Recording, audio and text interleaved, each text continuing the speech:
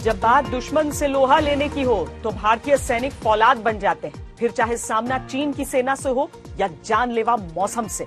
चीनी सैनिकों ने ठंड से हार मान ली है। आपको ये तो पता ही है कि पिछले कई महीने से लद्दाख में एलएसी पर दोनों तरफ भारत और चीन के 50-50 हजार सैनिक तैनात हैं, लेकिन अब चीन की तरफ सैनिकों की संख्या में 10,000 की कमी दर्ज की गई है, क्योंकि चीनी सेना ने -30 डिग्री के तापमान में खून जमा देने वाली ठंड के सामने घुटने टेक दिए हैं और एलएसी से अपने 10,000 सैनिक वापस बुला लिए हैं। यानी अब एलएसी पर मौजूदा हालात ये हैं कि एक तरफ भारतीय सैनिक हैं जिनके आगे बड़े से बड़े दुश्मन के हौसले बर्फ की तरह जम जाते हैं, दूसरी तरफ चीनी सैनिक हैं जो ठंड से हार मान चुके हैं।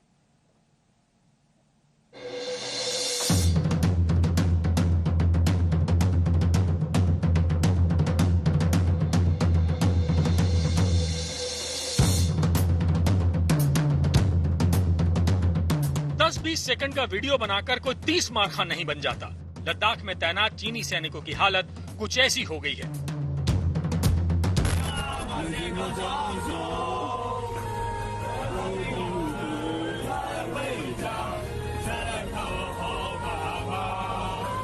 करीब 3 महीने पुराने इस वीडियो को लेकर चीनी मीडिया में खबर चली थी कि ये सैनिक एलएसी पर तैनाती के लिए जाते हुए रो रहे हैं।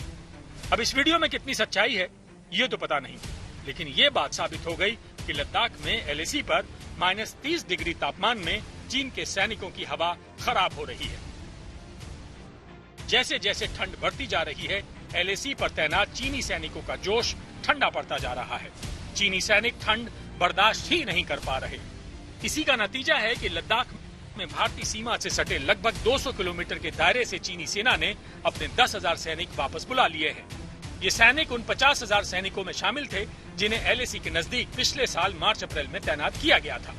पैंगोंग झील से सटी 15,000 से 16,000 फुट ऊंची चोटियों पर ये सैनिक मौजूद थे।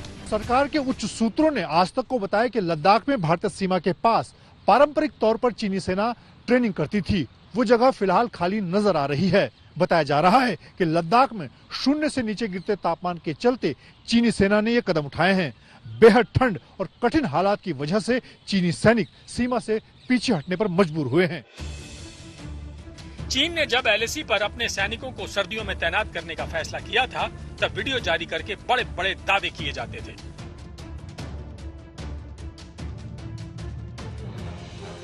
चीन कहता था उसने ठंड से निपटने के लिए अत्याधुनिक बैरक बनाए हैं जिसमें हमेशा तापमान गर्म रहेगा।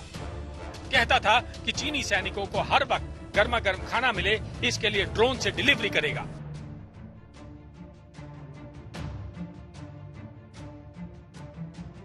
लेकिन अगर इतने ही अच्छे इंतजाम होते तो चीनी सेना ठंड से डरकर नहीं भागती।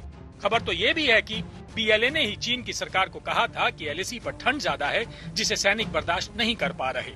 पीएलए ने ही चेतावनी दी थी कि अगर कुछ नहीं किया गया तो कई सैनिकों की ठंड से मौत हो सकती है। इसी के बाद चीन ने पूर्वी लद्दाख में अपने ट्रेनिंग सेंटर से 10,000 सैनिकों को तत्काल प्रभाव से वापस बुला लिया।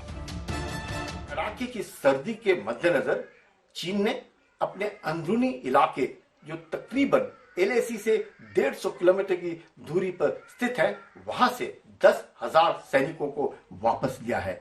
चीन के जो सैनिक हैं काफी मात्रा में कॉन्फ्लिक्ट्स हैं और वो इस कड़ाके की सर्दी को सहन करने में असमर्थ है। यही कारण है कि चीन के सैनिक हैं उनको वापस लिया गया है। लेकिन जो फ्रिक्शन पॉइंट्स है वहां पे चीन के सैनिकों की कमी नहीं देखी गई।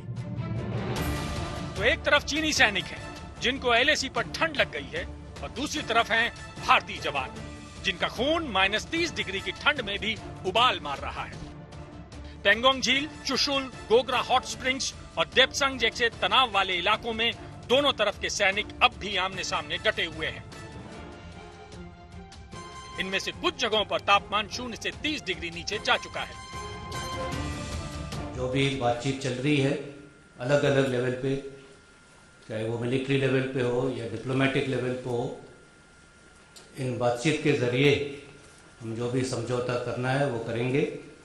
उसी आधार पे, जैसे मैंने पहले जिक्र किया था, म्यूचुअल और इक्वल सिक्योरिटी, और यही हम चाहते हैं और मुझे पूरी उम्मीद है और विश्वास है कि इस डायलॉग के जरिए हम जो भी अपना लक्ष्य है वो हासिल कर पाएंगे। सर्दियां शुरू होने से पहले चीन बड़ी बड़ी बातें करता था।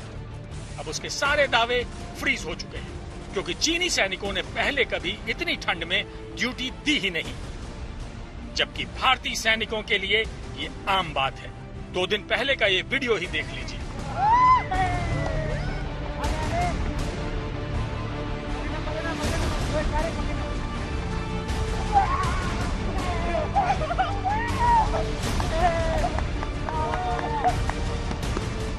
हमें गवर्नमेंट से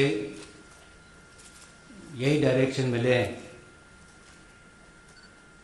कि जो पोजीशन है और उस पर हम कायम रहेंगे, डटे हुए रहेंगे,